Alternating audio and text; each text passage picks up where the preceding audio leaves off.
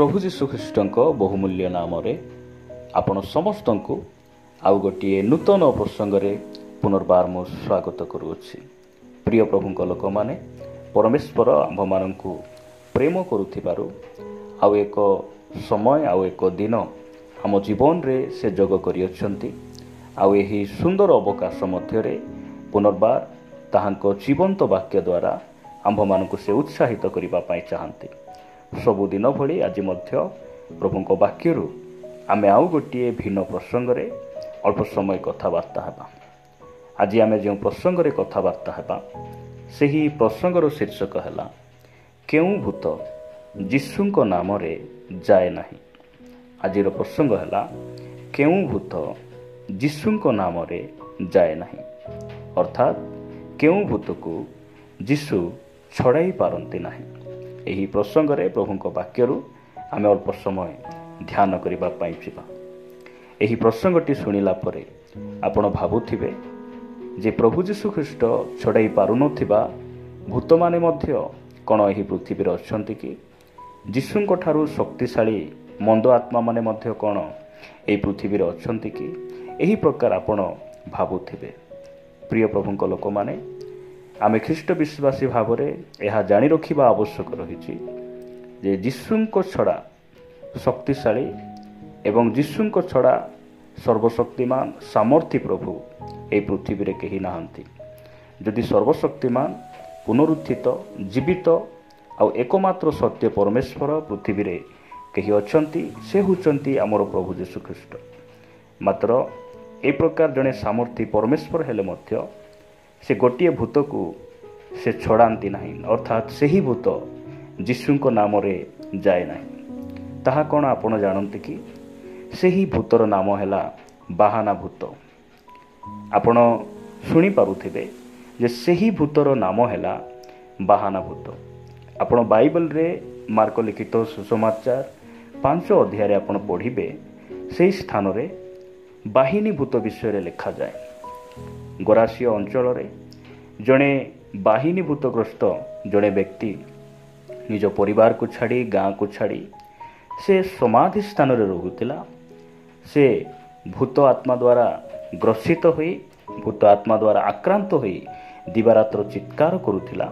ପ୍ରଭୁ ଯୀଶୁ ଖ୍ରୀଷ୍ଟ ସମୁଦ୍ର ପାର ହୋଇ ସେହି ସମାଧି ସ୍ଥାନକୁ ଯାଇ ସେହି ବାହିନୀ ଭୂତଗ୍ରସ୍ତ ବ୍ୟକ୍ତିକୁ ସେ ସୁସ୍ଥତା ପ୍ରଦାନ କଲେ। ସେହି ମନ୍ଦ ଆତ୍ମାର ବନ୍ଧନରୁ ସେ ବ୍ୟକ୍ତିକୁ ସେ ମୁକ୍ତ କଲେ। କିନ୍ତୁ ଆଜି ଆମେ କଥାବାର୍ତ୍ତା ହେବା ଯେଉଁ ଭୂତ ଯୀଶୁଙ୍କ ନାମରେ ଯାଏ ନାହିଁ, ସେହି ଭୂତର ନାମ ହେଲା ବାହାନା ଭୂତ। ଆଜି ଅନେକ ଭାଇ ଭଉଣୀମାନଙ୍କ ମଧ୍ୟରେ ସେହି ବାହାନା ଭୂତ ରହିଛି, ଯାହା ସେମାନେ ଅନେକ ସମୟରେ ସେମାନଙ୍କର ଇଚ୍ଛା ଥିଲେ ବି ସୁବିଧା ଥିଲେ ବି ସେମାନେ ବାହାନା କରନ୍ତି। ଏହି ବାହାନା ଭୂତକୁ ଯୀଶୁ ଖ୍ରୀଷ୍ଟ ଛଡ଼ାନ୍ତି ନାହିଁ, କାରଣ ପ୍ରଭୁ ଯୀଶୁ ଖ୍ରୀଷ୍ଟ କାହାକୁ ସେ ବାଧ୍ୟ କରିବା ପରମେଶ୍ୱର ନୁହନ୍ତି। ମନୁଷ୍ୟକୁ ଯେତେବେଳେ ପରମେଶ୍ୱର ସୃଷ୍ଟି କଲେ, ସେହି ସମୟରେ ମନୁଷ୍ୟକୁ କେବଳ ସେ ନିଶ୍ୱାସ ପ୍ରଶ୍ୱାସ ଆତ୍ମା ଶରୀର ଏହା କେବଳ ଦେଲେ ତାହା ନୁହେଁ, ମନୁଷ୍ୟକୁ ସେ ନିଜର ସ୍ୱାଧୀନ ଇଚ୍ଛାକୁ ମଧ୍ୟ ଦେଲେ। ସେଥିପାଇଁ ମନୁଷ୍ୟ ହଁ ଏବଂ ନାହିଁ ବୋଲି କହିବାର ସେହି ସ୍ୱାଧୀନ ଇଚ୍ଛାକୁ ପରମେଶ୍ୱର ଦେଲେ। ଆଉ ମନୁଷ୍ୟକୁ ପରମେଶ୍ୱର କ'ଣ କରନ୍ତି ନାହିଁ, ବାଧ୍ୟ କରନ୍ତି ନାହିଁ। ସେଥିପାଇଁ ମନୁଷ୍ୟ ମଧ୍ୟରେ ଥିବା ବାହାନା, ସେହି ଛଳନା କପଟତାକୁ ପରମେଶ୍ୱର ଜାଣିଲେ ମଧ୍ୟ ସେ କାହାକୁ ବାଧ୍ୟ କରନ୍ତି ନାହିଁ। ଆସନ୍ତୁ, ବାଇବଲରେ ଏହି ପ୍ରକାର କେତେକ ବ୍ୟକ୍ତିମାନେ ଯେଉଁମାନେ କି ବାହାନା କଲେ ଆଉ ସେମାନେ କ'ଣ ହେଲେ, ବିନଷ୍ଟ ହେଲେ, ପ୍ରଭୁଙ୍କ ଠାରୁ ତଡ଼ା ଖାଇଲେ। ଆସନ୍ତୁ ଆମେ ସେହି କେତୋଟି ବିଷୟ ବାକ୍ୟରେ ଆମେ ଧ୍ୟାନ କରିବା। ଆପଣମାନେ ମୋ ସହିତ ଆଦି ପୁସ୍ତକ 3 ଅଧ୍ୟାୟକୁ ଆସିବେ। ଆଦି ପୁସ୍ତକ 3 ଅଧ୍ୟାୟ 9 ପଦରୁ ମୁଁ 13 ପଦ ପର୍ଯ୍ୟନ୍ତ ପଢ଼ିବା ପାଇଁ ଚାହେଁ। ଏହି ସ୍ଥାନରେ ଏ ପ୍ରକାର ଲେଖାଯାଏ, ତହିଁରେ ସଦାପ୍ରଭୁ ପରମେଶ୍ୱର ଆଦମଙ୍କୁ ଡାକି କହିଲେ, ତୁମ୍ଭେ କେଉଁଠାରେ? ସେ ଉତ୍ତର ଦେଲେ, ମୁଁ ଉଦ୍ୟାନ ମଧ୍ୟରେ ତୁମ୍ଭ ରବ ଶୁଣି ଆପଣା ଉଲଙ୍ଗତା ସକାଶେ ଭୀତ ହୋଇ ଲୁଚିଲି। 11 ପଦ, ସେ କହିଲେ, ତୁମ୍ଭେ ଉଲଙ୍ଗ ଅଛ, ଏହା କିଏ ତୁମ୍ଭକୁ ଜଣାଇଲା? ଆମ୍ଭେ ଯେଉଁ ବୃକ୍ଷର ଫଳ ଖାଇବାକୁ ନିଷେଧ କରିଥିଲୁ, ତାହାକି ତୁମ୍ଭେ ଖାଇଅଛ? 12 ପଦରେ ଆଦମ କହନ୍ତି, ଆଦମ କହିଲେ, ତୁମ୍ଭେ ଯେଉଁ ସ୍ତ୍ରୀଙ୍କି ମୋହର ସଙ୍ଗିନୀ ହେବାକୁ ଦେଇଅଛ, ସେ ମୋତେ ସେହି ବୃକ୍ଷର ଫଳ ଦେଲେ, ତହିଁରେ ମୁଁ ଖାଇଲି। 13 ପଦ, ସେତେବେଳେ ସଦାପ୍ରଭୁ ପରମେଶ୍ୱର ନାରୀଙ୍କି କହିଲେ, ଏ କି କଲ? ନାରୀ କହିଲେ, ସର୍ପ ମୋତେ ଭୁଲାଇଲା, ତହିଁରେ ମୁଁ ଖାଇଲି। ପ୍ରିୟ ପ୍ରଭୁଙ୍କ ଲୋକମାନେ, ଆମେ ଦେଖୁଛୁ ଯେ ଆଦମ ଯେ କି ପରମେଶ୍ୱରଙ୍କ ଦ୍ୱାରା ସୃଷ୍ଟ ବ୍ୟକ୍ତି, ପରମେଶ୍ୱରଙ୍କ ଦ୍ୱାରା ଶିକ୍ଷା ପ୍ରାପ୍ତ, ପରାମର୍ଶ ପ୍ରାପ୍ତ ଆଉ ଆଜ୍ଞାକୁ ଶୁଣିଥିବା ବ୍ୟକ୍ତି, ସେ ନିଜର ଭୁଲକୁ ମାନିବା ପାଇଁ ପ୍ରସ୍ତୁତ ନୁହନ୍ତି। ସେ କହୁଛନ୍ତି ଯେ ମୁଁ ଖାଇ ନାହିଁ, ତୁମ୍ଭେ ମୋ ସଙ୍ଗରେ ରହିବା ପାଇଁ ଯେଉଁ ସ୍ତ୍ରୀଙ୍କୁ ଦେଲ, ଯେଉଁ ସଙ୍ଗିନୀକି ଦେଲ, ସେ ଦେବାରୁ ମୁଁ ଖାଇଲି। ଏହା ହେଉଛି ସେହି ବାହାନା ଯେ ଅନ୍ୟକୁ ଦୋଷ ଦେବାର ବାହାନା, ଅନ୍ୟକୁ ଦୋଷାରୋପ କରିବାର ବାହାନା। ଯେଉଁ ସମୟରେ ଏହି କଥା ପରମେଶ୍ୱର ଶୁଣୁଛନ୍ତି, ହବାଙ୍କୁ ସେ କହୁଛନ୍ତି, ତୁମେ ଏହା କି ଭୁଲ କଲ। ସେହି ସମୟରେ ସେହି ହବା ମଧ୍ୟ କହୁଛନ୍ତି ଯେ ମୁଁ ଖାଇ ନାହିଁ, ସର୍ପ ମୋତେ କହିବାରୁ ମୁଁ ଖାଇଲି। ଅନେକ ସମୟରେ ଆପଣ ଦେଖିବେ ଆମ ଖ୍ରୀଷ୍ଟିଆନ ସମାଜରେ ଆମେ ଅନେକ ସମୟରେ ଅନ୍ୟର କଥାରେ ପଡ଼ି ଯେଉଁ ସ୍ଥାନକୁ ଯିବା କଥା ନାହିଁ, ସେହି ସ୍ଥାନକୁ ପଳାଇଲା ପରେ ମଧ୍ୟ ମୁଁ ଆସିନାହିଁ, ମୋର ସାଙ୍ଗ ଡାକିବାରୁ, ମୋର ବନ୍ଧୁ ମୋତେ କହିବାରୁ, ଅମୁକ ଲୋକ ସମୁକ ଲୋକ ମୋତେ କହିବାରୁ ମୁଁ ସେହି ସ୍ଥାନକୁ ପଳାଇଲି। ଏହି ପ୍ରକାର ବାହାନା ଆମେ କରିଥାଉ। ମୁଁ ତାହା ଖାଇ ନାହିଁ, ମୋତେ ସେ ଭାଇ କହିବାରୁ ସେଇଟା ମୁଁ ଖାଇଦେଲି। ମୁଁ ପିଇ ନାହିଁ, ସେ ଦେବାରୁ ମୁଁ ପିଇଲି। ପ୍ରିୟ ପ୍ରଭୁଙ୍କ ଲୋକମାନେ, ଆଦମ ଏବଂ ହବା ଯେଉଁ ବାହାନା କଲେ, ଏହି ବାହାନା, ଏହି ଛଳନା ଦ୍ୱାରା କ'ଣ ପରମେଶ୍ୱର ରାଜି ହେଲେ? କେବେ ନାହିଁ। ପ୍ରିୟ ଭାଇ ଭଉଣୀମାନେ, ଏହିସବୁ କଥା କହିଲା ପରେ ମଧ୍ୟ ପରମେଶ୍ୱର କ'ଣ କଲେ? ସେମାନଙ୍କୁ ଏଦନ ଉଦ୍ୟାନରୁ ବାହାର କରିଦେଲେ। ଏହି 2 ଜଣ ତଳା ଖାଇଲେ। ପରମେଶ୍ୱର ଆମମାନଙ୍କୁ ଅନୁଗ୍ରହ କରନ୍ତୁ। ଆଜି ଆମେ ନିଜର ଭୁଲ ମାନିବା ପାଇଁ ପ୍ରସ୍ତୁତ ଅଛୁ କି? ଅନେକ ସମୟରେ ଆମର ଭୁଲକୁ ଆମେ ମାନି ନଥାଉ, ଅନ୍ୟକୁ ଦୋଷ ଦେଇଥାଉ। ସେ ମୋତେ କହିବାରୁ ମୁଁ ମଧ୍ୟ କହିଲି। ମୁଁ ପ୍ରଥମରେ ତାକୁ ଗାଳି କଲି ନାହିଁ, ମୁଁ ମାରିଲି ନାହିଁ। ସେ ମୋତେ ଗାଳି କରିବାରୁ, ସେ ମୋତେ ବାଢ଼େଇବାରୁ ମୁଁ ମଧ୍ୟ ପଦେ ଗାଳି କଲି, ମୁଁ ବି ପଦେ ତାଙ୍କୁ କ'ଣ କଲି? ଗାଳି କଲି କିମ୍ବା ମୁଁ ଗୋଟିଏ ବାଡ଼ିରେ ଟିକେ ବାଢ଼େଇଲି। ଏହି ପ୍ରକାର କଥା ଗୁଡ଼ିକ ଆମେ କହିଥାଉ। ପ୍ରିୟ ପ୍ରଭୁଙ୍କ ଲୋକମାନେ, ନିଜର ଭୁଲକୁ ମାନିବା ପାଇଁ ଆମେ ପ୍ରସ୍ତୁତ ହେବା ଆବଶ୍ୟକ ରହିଛି। ଯେଉଁ ସମୟରେ ପ୍ରଭୁ ଯୀଶୁଖ୍ରୀଷ୍ଟଙ୍କୁ କ୍ରୁଶରେ ଚଢ଼ା ଯାଇଥିଲା, ସେହି ସମୟରେ 2ଟି ଚୋର ମଧ୍ୟରୁ ଗୋଟିଏ ଚୋର ନିଜର ଭୁଲକୁ ସେ ମାନିନେଲା।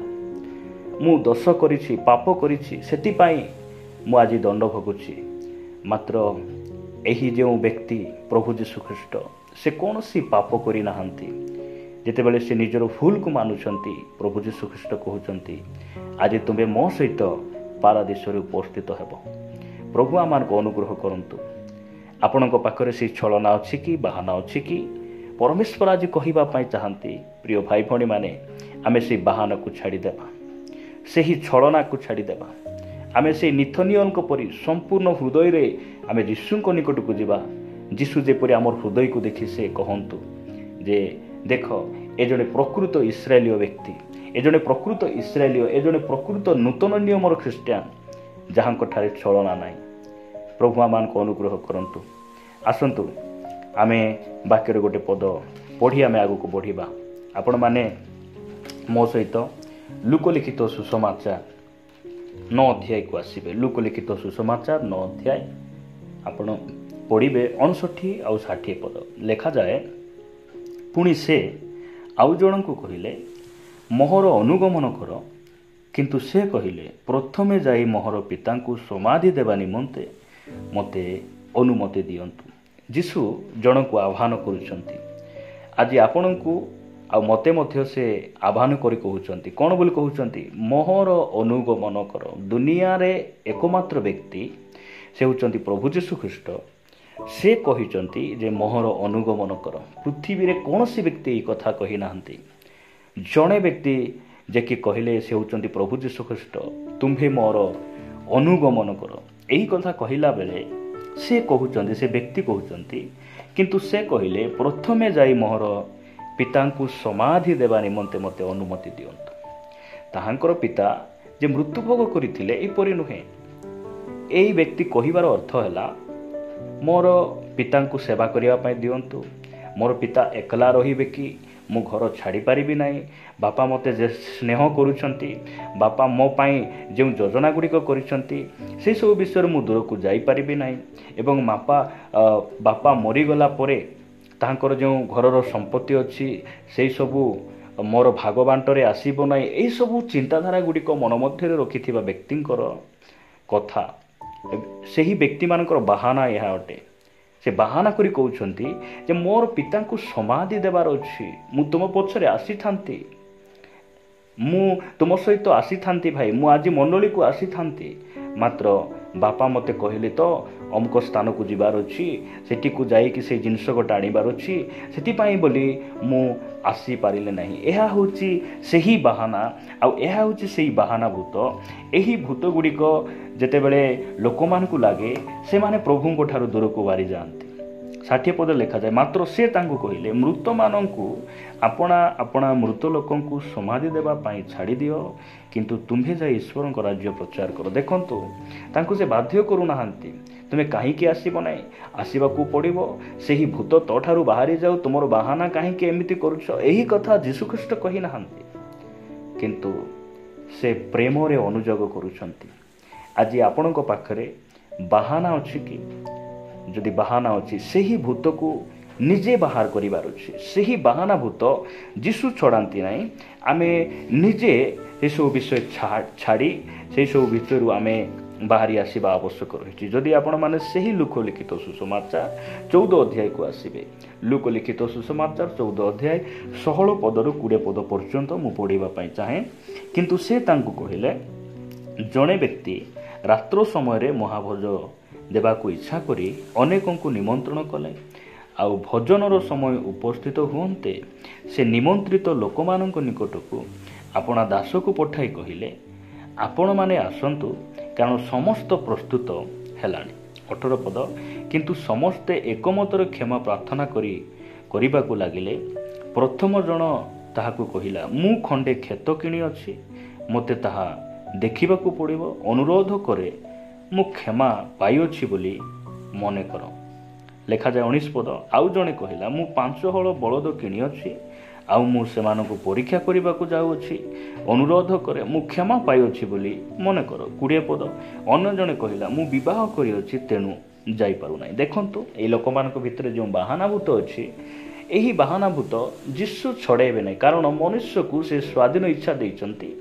ଆପଣଙ୍କୁ ମୋତେ ପ୍ରଭୁ ବାଧ୍ୟ କରି ମଣ୍ଡଳୀକୁ ଡାକି ନାହାନ୍ତି, ବାଧ୍ୟ କରି ସେ ମନୋନୀତ କରିନାହାନ୍ତି, ଆମକୁ ସେ ପ୍ରେମରେ ମନୋନୀତ କରିଛନ୍ତି। ଆଉ ଆଜି ବି କହୁଛନ୍ତି ଯେ ଦ୍ୱାଦଶ ପ୍ରେରିତଙ୍କୁ ଜୋହନ ଲିଖିତ 6 ଅଧ୍ୟାୟରେ ଯୀଶୁଖ୍ରୀଷ୍ଟ ଯେ ପ୍ରକାର କହିଲେ ଯେ ତୁମ୍ଭେ ମଧ୍ୟ କ'ଣ ମୋ ଠାରୁ ଯିବା ପାଇଁ ଚାହୁଁଛ, ତାହେଲେ ତୁମେ ଯାଇପାରିବ।